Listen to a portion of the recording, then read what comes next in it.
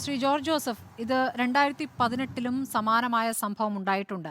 അത് തിരുവനന്തപുരത്തായിരുന്നു. റോഡിന് കുറുകെ കയർ കെട്ടിയ സമയത്ത് ഒരു അപകടം സംഭവിച്ചു. അതിനുശേഷം ആ, ഒരു ഉത്തരവ് അന്നത്തെ DGP ഇറക്കുകയും ചെയ്തിട്ടുണ്ടായിരുന്നു. ലോക്നാഥ് ബെഹ്റ ഇപ്പോൾ നമ്മൾ ഈ വിഷയത്തിൽ പ്രതികരണം ആരാഞ്ഞപ്പോൾ അദ്ദേഹം പറഞ്ഞത് റിഫ്ലക്ടർ വേണം, അതായത് വടം കെട്ടുകയാണെങ്കിൽ അതിൽ റിഫ്ലക്ടർ വേണമെന്ന് നിർബന്ധമാണ് എന്നുള്ളതാണ്. അങ്ങനെ ഒരു കാര്യം ഇവിടെ സംഭവിച്ചിട്ടില്ല എന്നുള്ള കാര്യം നമുക്ക് വ്യക്തമാണ്. ഇങ്ങനെ കയർ കെട്ടാൻ പാടില്ല എന്നുള്ള ഉത്തരവ് സർക്കുലർ തന്നെയാണ് അന്ന് അദ്ദേഹം ഇറക്കിയിരുന്നത്. അതിനുശേഷവും പോലീസ് ഈ കാര്യങ്ങൾ തുടരുമ്പോഴും ഇത് നിയന്ത്രണത്തിലുള്ള ഒരു സംവിധാനമാണ് എന്ന രീതിയിൽ വിശദീകരിക്കുകയും ചെയ്യുകയാണ്. എന്താണ് റിട്ടയർഡ് പോലീസ് ഉദ്യോഗസ്ഥ എന്ന നിലയ്ക്ക് താങ്കൾക്ക് ഇതിൽ പറയാനുള്ളത്?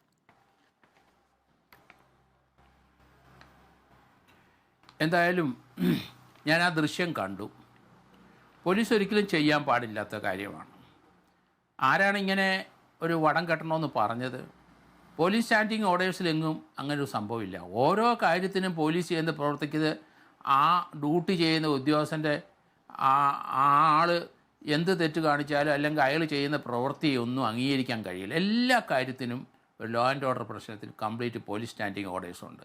ഇവിടെ അങ്ങനെ ഒരു കയറ് കെട്ടാനേ പാടില്ലായിരുന്നു. സ്പീഡിലൊക്കെ പലരും വരും, മദ്യപിച്ച് വന്നെന്നും വരും. എങ്കിലും അവരുടെ ജീവൻ എടുക്കാൻ പറ്റുമോ? അത് ഹൈലി റിസ്ക്കി ആയിട്ടുള്ള ഒരു സംഗതിയല്ല കെട്ടി വച്ചിരിക്കുന്നത്. അതുകൊണ്ടാണ് ബെഹ്റ അതിനൊരു സർക്കുലർ ഇറങ്ങിയത്. ഇവിടെ കവടിയാറിൽ ഇതുപോലെ ചെറിയൊരു ഒരു പ്ലാസ്റ്റിക് വയറ് റോഡ് കുറുകെ കെട്ടൊരു പയ്യൻ ഓടി വന്നിട്ട് വെള്ളയമ്പലത്തിൽ നിന്ന് കവടിയാറിൽ പോകുന്ന വഴിക്ക് അതേ കുരുങ്ങി അവിടെ തന്നെ മരിച്ചു.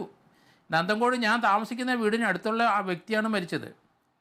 അതുകൊണ്ടാണ് ബെഹ്റ അതിനൊരു സർക്കുലർ ഇറക്കി. അങ്ങനെ ഒരു വയറ് കെട്ടണം, അങ്ങനെ ഒരു കയറ് കെട്ടണമെന്നും എങ്ങും ഒരു റൂളും പോലീസ് സ്റ്റാൻഡിങ് ഓർഡേഴ്സിലും ഇല്ല.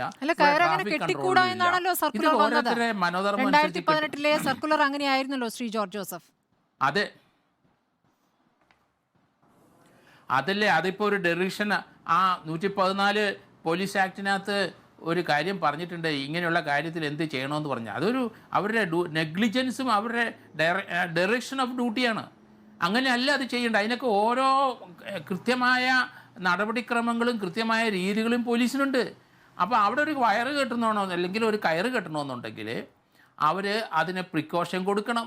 അല്ലെങ്കിൽ ലൈറ്റിൻ്റെ സംവിധാനം, പ്രത്യേകിച്ച് രാത്രിയിലാണെങ്കിൽ ഇങ്ങനെ മിന്നി അങ്ങനെയൊക്കെയാണ് പറയണത്. അതൊന്നും ഇല്ലാതെ ഒരു പോലീസുകാരൻ അവിടെ നിന്ന് തോന്നിയാസം ഒരു കയറ് കെട്ടി ഒരാളുടെ ജീവൻ എടുത്താൽ അത് കുറ്റകരമാണ്. അതിന് യാതൊരു സംശയമില്ല. അങ്ങനെയൊന്നും ചെയ്യാൻ പാടില്ല. അത് ഇനിയെങ്കിലും, കാരണം ഒരു ജീവൻ ഇവിടെ പോയപ്പോൾ അന്ന് അത് മനസ്സിലാക്കിയതാണ് എല്ലാവരും. അത് തന്നെയല്ല, ഈ പയ്യനാണെന്നാലും മദ്യപിച്ച് വന്നൊന്നും അതിനൊന്നും ഒരു പ്രസക്തിയില്ല. മദ്യപിച്ച് ആയിക്കോട്ടെ, വന്നോട്ടെ, അതിനെന്താ അങ്ങനെ കയറ് കെട്ടാൻ പറ്റുമോ? അത് ന്യായീകരിക്കാൻ പറ്റുമോ? അവിടുത്തെ കമ്മീഷണറിൽ നിന്ന് ന്യായീകരിക്കുന്നത് ഞാൻ കണ്ടു. അതൊന്നും ശരിയായ നടപടിയൊന്നും അല്ല. പോലീസിൻ്റെ ഭാഗത്തിൽ വൻ വീഴ്ചയാണ്. പ്രൈം മിനിസ്റ്റർ വരുമ്പോൾ ഇങ്ങനെയല്ല അവിടെ നമ്മൾ പ്രിവെൻറ്റീവായ സ്റ്റെപ്പ് എടുക്കുന്നത്. ആ വഴി വണ്ടി പോകാതിരിക്കണമെങ്കിൽ അതിന് എന്തെല്ലാം മാർഗ്ഗങ്ങളുണ്ട് പോലീസിൻ്റെ കയ്യിൽ. ട്രാഫിക് അവിടെ ബ്ലോക്ക് ചെയ്തിട്ടുണ്ടെങ്കിൽ അതിന് എത്ര സിഗ്നൽ കൊടുക്കണമെന്ന് എങ്ങനെയാണെന്നൊക്കെ പറയണം. വിജനമായ ആ റോഡിൽ കൂടെ പയ്യൻ മദ്യപിച്ചെന്ന് വിചാരിച്ചോളൂ, അയാൾ സ്പീഡ് കൂടിയെന്നും വിചാരിച്ചോളൂ, കയറിനകത്ത് കുരുങ്ങി മരിക്കാൻ പറ്റുമോ? അത് പോലീസിൻ്റെ ഭാഗത്തെ വൻ വീഴ്ച. അത് ന്യായീകരിക്കാൻ പറ്റില്ല. അതുകൊണ്ട് ഇത് പോലീസ് കംപ്ലൈൻറ്റ് അതോറിറ്റിയിൽ അവർ കംപ്ലൈൻറ്റ് കൊടുക്കുന്നുണ്ട്. നീതി കിട്ടുമെന്ന് നമുക്ക് അറിഞ്ഞുകൂടാ. അവിടെ 3 പോലീസുകാരുണ്ടായിരുന്നു എന്ന് പറയുന്നു. ആ പോലീസുകാർ കൈ കാണിച്ചു എന്ന് പറഞ്ഞു. കൈ കാണിക്കുമ്പോഴേക്കും അമിത വേഗത്തിലായിരുന്ന മനോജ് ബൈക്ക് എടുത്ത് പോയിട്ടുണ്ടെന്നാണ് പറയുന്നത്. നമുക്ക് ദൃശ്യങ്ങളിൽ നിന്ന് ഏകദേശം അതാണ് മനസ്സിലാകുന്നത്. അമിത വേഗത്തിലായിക്കോട്ടെ, താങ്കൾ പറഞ്ഞതുപോലെ അമിത വേഗമാണെങ്കിലും ഒരു കയറിൽ കുരുക്കി ഒരാളെ കൊല്ലുകയാണ് യഥാർത്ഥത്തിൽ ചെയ്തിരിക്കുന്നത്. അത് വടം പോലും ആയിരുന്നില്ല. വടമായിരുന്നെങ്കിൽ ഇത്ര ആഴത്തിലുള്ള മുറിവുണ്ടാകുമായിരുന്നില്ല എന്നാണ് മനസ്സിലാക്കുന്നത്.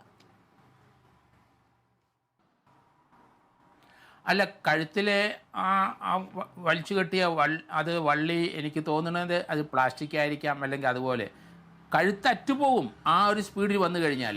പിന്നെ ഹെഡ് ഇഞ്ചുറി ഉണ്ടായിട്ടുണ്ട് ആ പയ്യന്. കാരണം ഇതിൽ കഴുത്ത് കുരുങ്ങി തെറിച്ച് ബൈക്കിൽ നിന്ന് വീഴുന്നത് നമുക്ക് റോഡിൽ വീണ് കഴിഞ്ഞപ്പോൾ ഹെഡ് ഇഞ്ചുറി ഉണ്ടായി. അപ്പോൾ മൾട്ടിപ്പിൾ ഇഞ്ചുറിയാണ്, കഴുത്തിലെ മാത്രമല്ല ഹെഡ് ഇഞ്ചുറി ഉണ്ടായിട്ടുണ്ട്. പക്ഷേ ഇത് പോലീസിൻ്റെ ഭാഗത്തൊരു വീഴ്ചയായിട്ടേ കണക്കാക്കാൻ പറ്റുള്ളൂ. അങ്ങനെയൊന്നും കെട്ടാൻ അധികാരവും ഇല്ല. അയാൾക്ക് തോന്നിയാൽ അവിടെ അങ്ങനെ കെട്ടാനും മുന്നേ അങ്ങനെയൊന്നും അല്ല. അതോറിറ്റിയിൽ പരാതി നൽകിയിരിക്കുന്നു ശ്രീ ജോർജ് ജോസഫ്. ഇങ്ങനെ ഒരു പരാതി നേരത്തെയും സംഭവിച്ച കാര്യമാണ്. അന്ന് മരിച്ചത് 21-കാരനായ റെനി. താങ്കൾ പറഞ്ഞ പോലെ നന്തൻകോടുള്ള 21 വയസ്സുള്ള യുവാവാണ് മരിച്ചത്. ഇപ്പോൾ മനോജിന് 28 വയസ്സ്, രണ്ടും യുവാക്കൾ തന്നെയാണല്ലോ.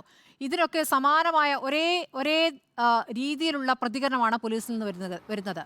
ഒന്നുകിൽ അമിത വേഗം, അല്ലെങ്കിൽ മദ്യപിച്ചു, ഈ കാര്യങ്ങളൊക്കെയാണ് പറയുന്നത്. ഇങ്ങനെയുള്ള സംഭവങ്ങളിൽ പോലീസുകാർക്കെതിരെ നടപടി ഉണ്ടായിട്ടുണ്ടോ? ഇല്ലല്ലോ. ഇല്ല, നടപടി വേണം, നടപടി ഉണ്ടാകണം.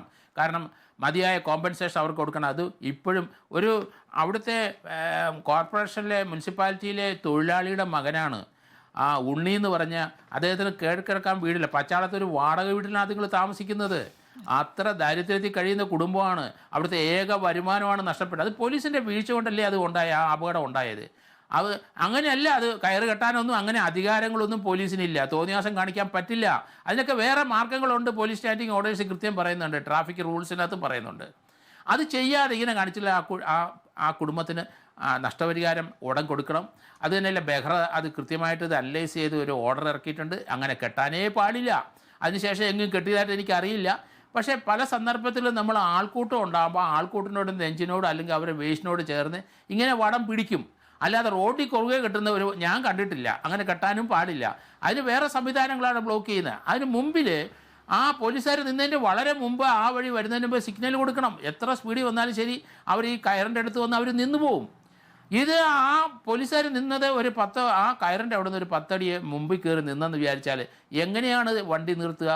ഈ പയ്യനെ ഓടിച്ചു വന്നതിന് കുറ്റം പറയാനൊക്കത്തില്ല. കാരണം മദ്യപിച്ചോ സ്പീഡ് കൂടിയോ എങ്ങനെ വന്നാലും ശരി, ജീവൻ നഷ്ടപ്പെട്ട് കഴിഞ്ഞിരിക്കുന്നു. അത് പോലീസിൻ്റെ ഭാഗത്തൊരു വീഴ്ചയാണ്. ഇതിന് കൃത്യമായ നടപടി എടുക്കണം.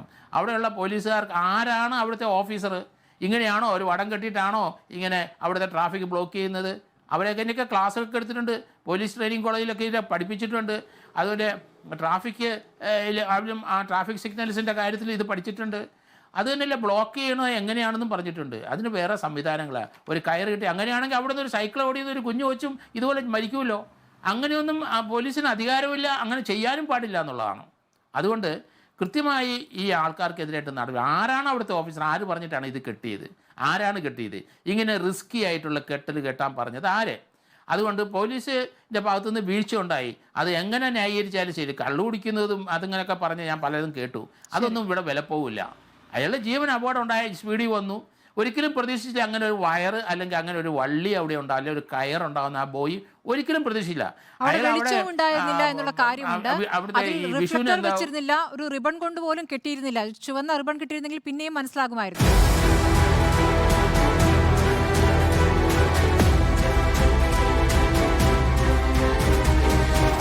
ഡിബേറ്റ് വിത്ത് സ്മൃതി പരുത്തിക്കാട്.